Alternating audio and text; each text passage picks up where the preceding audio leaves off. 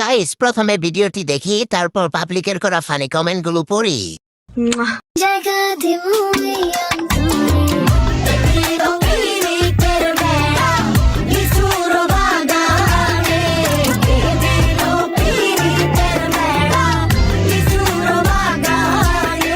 तो चलिए शुरू करते हैं। বুঝলাম না এত মুসরামুষ্টি করেন কেন, পাছায় কারেন মনে হয় বেশি। তোমাকে দেখে আমার মরা সাপটা আবার ফেনা তুলে দাঁড়ালো। কক্সবাজারে আপনার অনেক চাহিদা।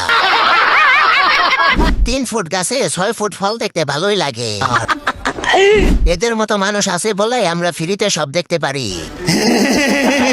নারিকেল গাছে যখন বড় বড় ডাব হয় ম্যাগি তখন ভাব লয়। শেষ পর্যন্ত তোমাকে পাছা দেখায় ভাত খাওয়া লাগে। আহারে চামড়া ব্যবসায়ীরা চাইলে যখন যা মন চায় তাই করতে পারে। मुझको तरस नहीं आया तुझको, तरस नहीं आया तुझको, उठ कर्ज इश्क ये तेरा समझ नहीं आया मुझको। আয়েশ আরাম আর কিচ্ছু লিখে না, চোদনা খাওন আর কিচ্ছু না। तो चलिए शुरू करते हैं। প্রাণ কোম্পানির দৃষ্টি আকর্ষণ করছে আপনাদের মিল্ক ক্যান্ডি বিজ্ঞাপনের জন্য উপযোগী গাব্বি পাওয়া গেছে। বলছিলাম আমাদের এলাকায় ছেলেদের জন্য একটা ফুটবল দেওয়া যাবে। 2026 সালে বিশ্বকাপ এই ফুটবল দিয়ে খেলা হবে।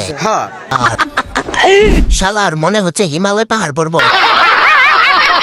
বালিশ দরকার হবে না, এই বালিশে ঘুমাইলে 1 সপ্তাহ আগে ঘুম ভাঙবে না। सही पकड़े हैं।